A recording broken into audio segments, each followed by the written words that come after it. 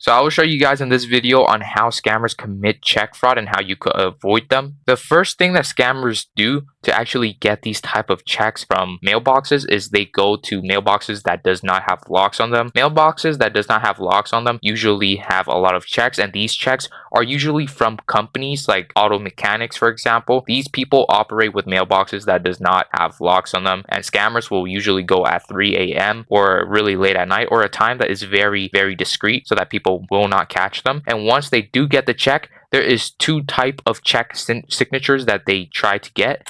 It's either computerized ink check, which can be scraped right off, like it's 3D, right? Or it could be like a pen ink check. Pen ink is like seeped. It's deep within the check itself, so you're not going to be able to scrape it off. But with computerized check, you will be able to scrape it off. But what scammers usually do is they will try to scrape it off with either a razor blade or a scalpel. But a scalpel usually works better because it's more sharper than the razor blade itself. Not only that, but you have more control over the scalpel. Okay, I'm not sure if the scalpel is actually sharper than a razor blade, but I just know that you have way more control with a scalpel than a razor blade itself. So a computerized ink check is much more easier to take off than like a check with, pen ink seep inside of it. So there are two different types of checks. Just remember computerized ink and, pen ink. Pen ink is deep within the check itself. So it like obviously everyone knows that pen, it seeps within the paper, whatever you may use to write with. For computerized ink, for example, it's 3D, so it pops up from the surface of the check. So what the scammers will do is they will scrape off the surface of the check for the signature, for the name, very, very slowly. They don't want to do it fast. An experienced person that does check fraud a lot will be able to do it within 30 to 45 minutes. A person who is not as experienced will take around an hour to an hour and 30 minutes. And after they scrape off the signature from the check, what they will do is they'll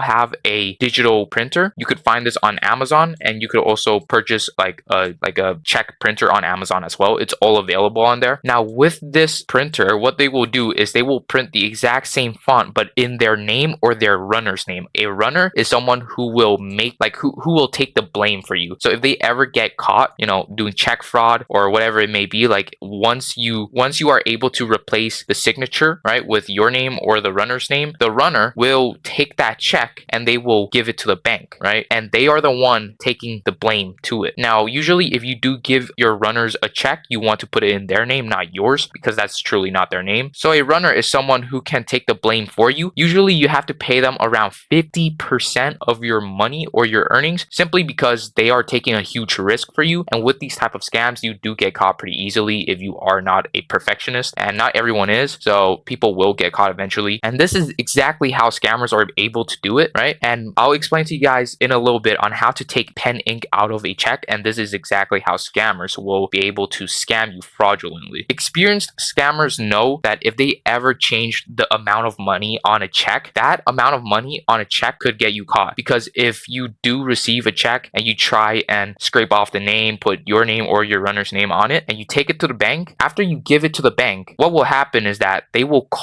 they'll probably call up the person with the check, and what will happen is that they will ask them like, hey, is this the amount of money that you have on your check? And if you or a scammer that you're working with, whoever it may be, if the person that is not doing anything illegal, the person that actually has a check but you're scamming them, that person will say, no, I didn't file for that amount of money, or like I don't have that amount of money on my check. Then the bank will get suspicious, and most of the time they will call the cops on the person that has the check in hand. So what scammers will do, what experienced scammers will do, is they will never change the amount of money they get on the check. It doesn't matter if it's $50, if it's $10, if it's $1. And let's be honest, no one's gonna bring a $1 check to the bank, right? But usually scammers will never change the number, like the amount of money on a check, simply because that's like the bank can just call the original person up, and then if that person say, hey, that's not the same amount of money that I received, then that I'm going to receive, then the bank's gonna get suspicious. And then for like now, I'm going to talk about the pen ink, right? So how you remove pen ink. Keep in mind, if you are in chemistry, you will know a lot of these. And Also, another thing for the computerized ink check. When scammers take off the signature, they will there'll be imperfections on the check itself because you just took off the signature, right? So what they'll do is they will get colored inks, right? Colored pen inks or colored markers or whatever it may be, and they will color onto the check, make sure they'll make sure that it matches the same they'll make sure that it matches the background of the check. All right, so to remove a pen ink, this is what scammers will do. They will dip the check, like the signature, this part of the check right here where the signature is, they will dip it in acetone, or they'll wipe acetone over the check, and then or not acetone, they'll wipe brake fluid, or they'll put it into brake fluid for like 20 or 30 seconds, right? 20 or 30 seconds pass by, they take it out, they dip it into acetone itself, and then they'll repeat the process of dipping brake fluid and acetone. This will break the pen ink itself apart, and the ink will flow right out of the check. And afterwards they'll have like a digital printer, or they'll have like a check printer. They'll have like the same exact font, they'll have all the templates for a check printer, and they'll have like the same exact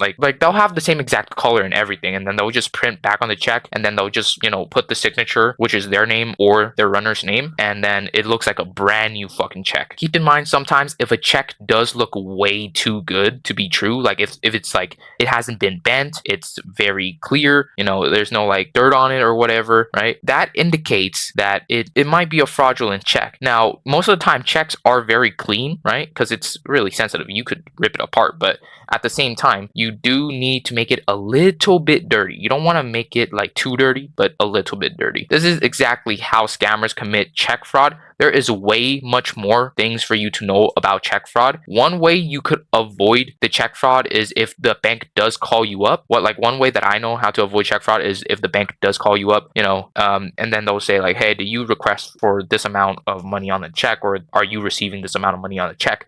And you're like, yes, but can you see whose signature it is? Because my name is blah, blah, blah, right? And then they'll check and they're like, oh shit, this guy doesn't have the same name. It's a fake name. And then they'll know that, you're being check frauded. So that's exactly how people commit check fraud nowadays. Don't even ask me how I know this. This is purely only for educational purposes. I have never done any of these acts in real life. I have never committed check fraud. I have never did any of these. I don't have experience in check frauding. This is only for purely educational purposes. I went on the internet, I did a bunch of research, blah, blah, blah, but I promise you, I don't have any experience doing check fraud, and I don't have a runner. I don't have anyone that works with me. So yeah, this is just how you can commit check fraud, but I do not condone any of these actions. This is how scammers do it, and this is how you can do it, but I do not condone this action. This is illegal. You will go to jail. You will go to jail, and it's not going to be on me. And if you guys do want to learn more ways on how scammers do it in the real world, there's a lot of scams going on, right? So dating scams, etc., like that, right? So there's a gazillion amount of scams out there, and this is only one of them, right? And scams is not hard to do. A lot of scammers do it very easily, and it's like scammers get to the top of their game, or learn how to scam because they have really good connections with certain people, and that's how they live like a 6-figure life or like a 7-figure life, exactly what Punchmade Dev is doing. I know about 30 scams in total that scammers do, and usually every single day there's a new scam. So there's infinite amount of scams. They're never going to run out, and there's always loopholes to policies, like company policies, refund policies, return policies. There's always policies and laws that you could find a loophole around, and it's not illegal. But obviously that's for a different video. So I hope you guys enjoy this video. If you guys do, please give me a like and subscribe. It does really help me out. And until the next time, yeah.